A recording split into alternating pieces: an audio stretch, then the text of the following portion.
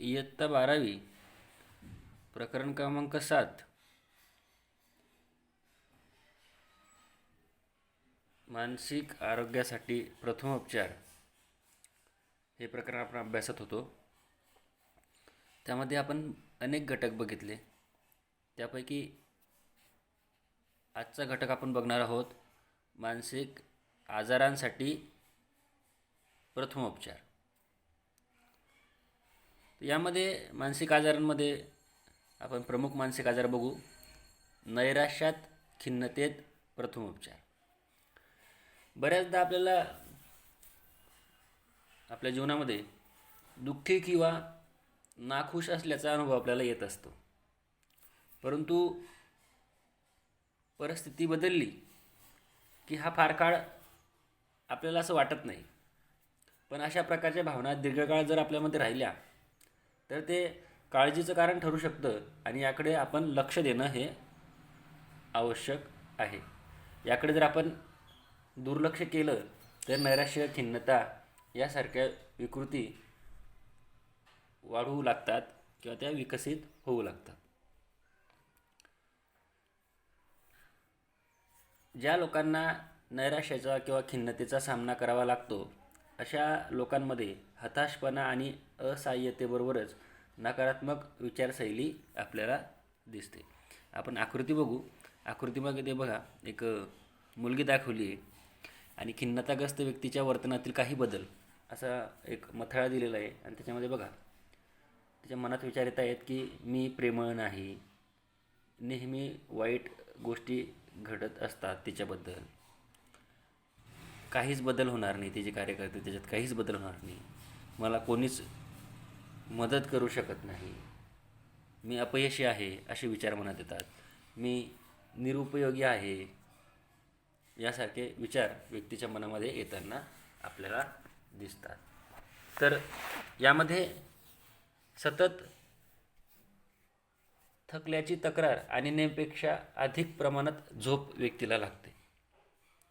दैनंदिन कामकाजाची आपण टाळाटाळ करतो, सांगूनही काम करण्यापासून आपण विसरतो, या प्रकारची लक्षणे यामध्ये दिसतात.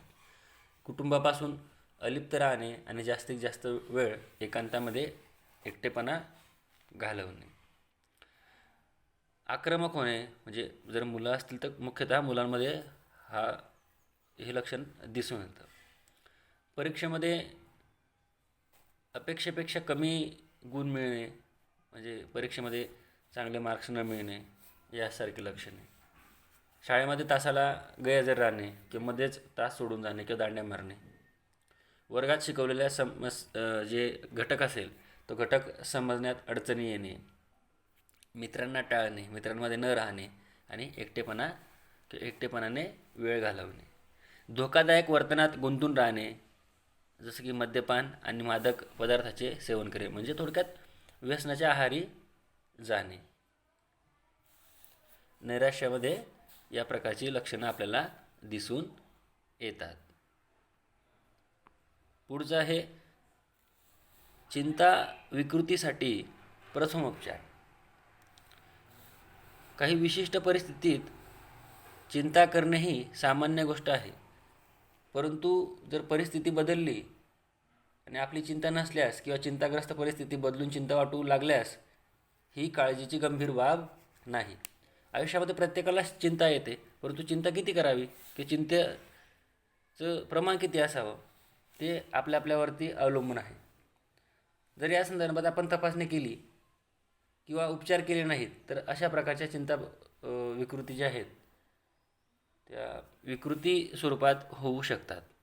आता चिंता आणि विकृती निर्माण होण्याची कारणं काय आहेत आपण ते बघू. पहिलं आहे अनुवंशिक कारण. काही व्यक्तींच्या कुटुंबामध्ये चिंताग्रस्ततेची लक्षणं ही त्याच्या कौटुंबिक इतिहासात असतात.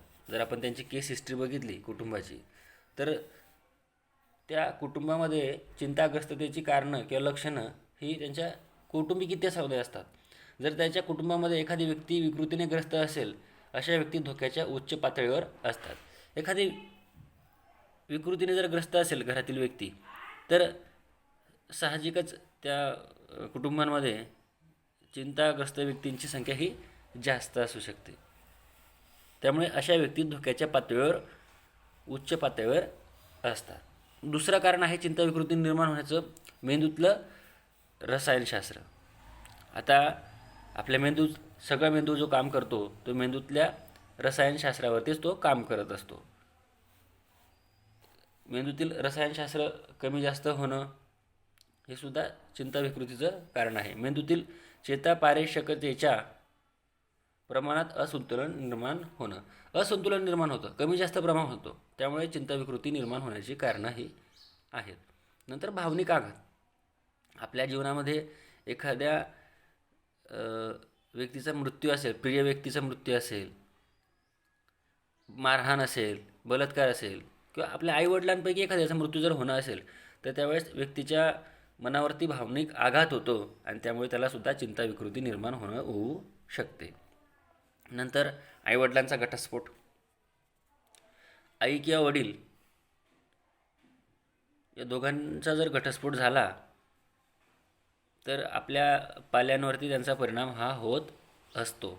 एकेरी पालकत्व या ठिकाणी आपल्याला दिसतं आणि त्यामध्ये चिंता विकृती ही निर्माण होताना दिसते. आणि महत्त्वाचं म्हणजे परीक्षेचं दडपण प्रत्येक विद्यार्थी घेत असतो, पण ते किती प्रमाणात घ्यावं हे आपल्यावरती आहे. परीक्षा ही परीक्षा नसून ती एक पातळी आहे आणि ती पातळीवरती आपण निश्चितच यशस्वी झालो पाहिजे. म्हणून परीक्षेचं दडपण न घेता परीक्षेला एक संधी म्हणून घ्या. आता चिंता विकृतीत एखाद्याच्या जीवनावर जर परिणाम करीत असेल आणि हस्तक्षेप करीत असेल तर त्या व्यक्तीच्या वैयक्तिक जीवनावरती परिणाम होतो. त्यावेळेस चिंताग्रस्ततेवर विचार करणे आवश्यक आहे. चिंताग्रस्तता विकृतीचे विविध प्रकार दिसून येतात, जसे की सामाजिक भयगंड, वियोग, विरह चिंता विकृती, तीव्र तणाव विकृती. आता चिंताग्रस्ततेची काही लक्षणं सर्वसामान्य लोकांमध्ये दिसून येतात, जसे की सर्वसामान्य चिंता विकृती प्रामुख्याने इतर लोक आपल्या बाबतीत काय विचार करतील आणि त्यांच्यातील कमतरतेमुळे त्यांना सतत भीतीही वाटत असते. आता आपण जर बघितलं, आपण या ठिकाणी हा जो तक्ता बघितला तर त्या तक्त्यामध्ये आपल्याला दिसू शकतं की शारीरिक लक्षणं, मानसिक लक्षणं आणि वर्णनात्मक लक्षणं. तर शारीरिक लक्षणं, जे लोक चिंता विकृतीने ग्रासलेले असतात त्यांच्यासाठी आपल्या महत्त्वाच्या काही टिप्स आहेत, त्या आपण बघूच. पण शारीरिक लक्षणं काय असतात चिंता विकृतीमध्ये? हृदयाची धडधड आणि ठोक्यांची गती वाढणं, धाप लागणं, चक्कर येणं व डोकेदुखी, बेचैनी, थरकाप आणि शरीराचं कंपन, ही शारीरिक लक्षणं आपल्याला चिंता विकृतीची सर्वसाधारणपणे दिसतात. त्यानंतर मानसिक लक्षणं काय आहेत?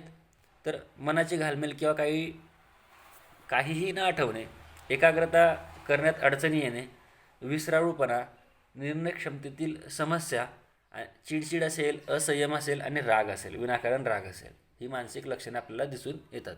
नंतर वर्णनात्मक लक्षणे, मनाची घालमेल असेल किंवा काहीही न आठवणं असेल, एकाग्रता करण्यात अडचणी येत असेल, विसराळूपणा होत असेल, निर्णय क्षमतेतील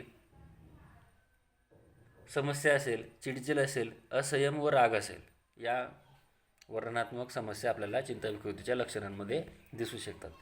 चिंता विकृतीमध्ये शारीरिक लक्षणं दिसतात, मानसिक लक्षणं दिसतात आणि वर्णनात्मक लक्षणंही दिसून येतात. तर जे लोक चिंता विकृतीने ग्रासलेले आहेत त्या अशा प्रकारच्या काही टिप्स आहेत, त्याच्यामध्ये आहेत. अशा व्यक्तींना महाविद्यालयात किंवा कामावर जाण्याची इच्छा नसते. अशा व्यक्ती शारीरिक समस्यांबद्दल पुन्हा पुन्हा तक्रारी करणे, कुटुंबातील सदस्य किंवा मैत्रिणींशी चर्चा करताना सतत चिडचिड करणे, अशा व्यक्ती ते कसे दिसतात याची काळजी करण्यात बऱ्याच वेळ घालवतात. वर्गामध्ये किंवा कामाच्या ठिकाणी हे अतिशय शांत बसतात आणि शिक्षक किंवा सहकारी यांना प्रश्न विचारायला म्हणून घाबरतात. बऱ्याचदा ते एकच प्रश्न पुन्हा पुन्हा विचारतात. चिंताग्रस्त लोकांमध्ये घाम येणे किंवा अनावश्यक हालचाली दिसून येतात. आतापर्यंत आपण खिन्नता, अवसाद आणि चिंता विकृतीची लक्षणे पाहिली. आता या व्यक्तींना कशी मदत केली जाऊ शकते, आपण त्यासाठी प्रथमोपचार बघणार आहोत. त्यामध्ये स्टेप पहिली, जर आपल्या मित्राला वरीलपैकी काही लक्षणे आढळत असतील असं जर तुम्हाला वाटत असेल तर ती व्यक्ती कदाचित स्वतःला इजा पोहोचवू शकते. म्हणून प्रथम त्याच्या कुटुंबातील आणि जवळच्या व्यक्तींची भेट घ्या आणि त्यांना याविषयी जाणीव करून देऊ. तसेच त्या व्यक्तीला त्याच्या कौटुंबिक सदस्यांबरोबर मानसोपचार तज्ज्ञाकडे घेऊन जाऊ शकता आणि संबंधिताकडे चर्चा करू शकता. ही झाली पहिली पायरी. दुसरी स्टेप आहे, तुम्ही ज्या व्यक्तीचे बोलणे अतिशय संयमाने समजून घेऊन ऐका. तो काय म्हणतंय त्याचा ऐका.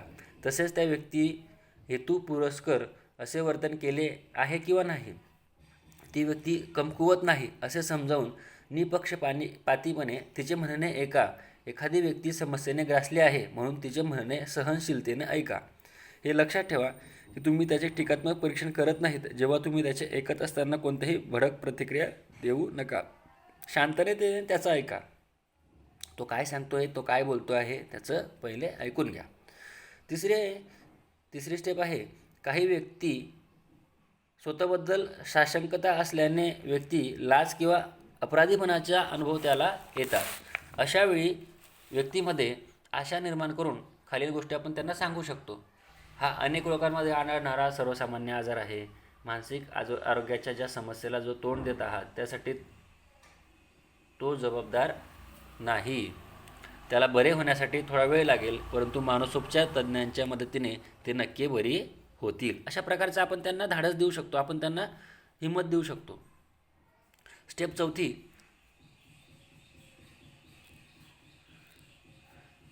तिसऱ्या पायरीपर्यंत आपण जे सांगितलं त्याप्रमाणे चिंता आणि नैराश्य मानसिक आरोग्य व्यावसायिक तज्ज्ञांनी दिलेल्या योग्य शास्त्रीय उपचारांनी बरे होतात.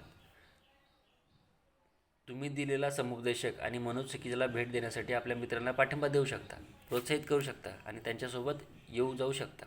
व्यक्तीस योग्य उपचार मिळणे ही मानसिक समस्येतून मुक्ती मिळण्याचा एक मार्ग ठरते. योग्य त्यावेळी त्या योग्य व्यक्तीला उपचार जर मिळाला तर त्याची मानसिक विकृती किंवा मानसिक समस्येमधनं मुक्तीही होऊ शकतो, पण योग्य त्यावेळेस.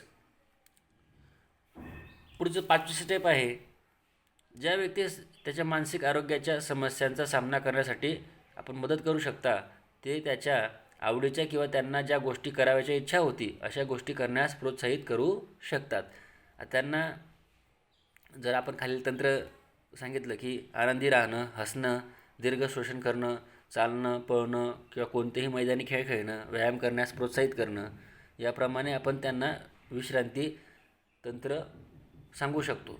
चिंता विकृतीच्या घटनेमध्ये शेवटी व्यावसायिक तज्ज्ञांची मदत मिळवणे हे जास्त महत्त्वाचे आहे. म्हणून त्या व्यक्तींना मानसिक आरोग्य व्यावसायिक तज्ज्ञाकडे जाण्यासाठी प्रोत्साहित करणे आणि मदत करणे हे मात्र या ठिकाणी महत्त्वाचं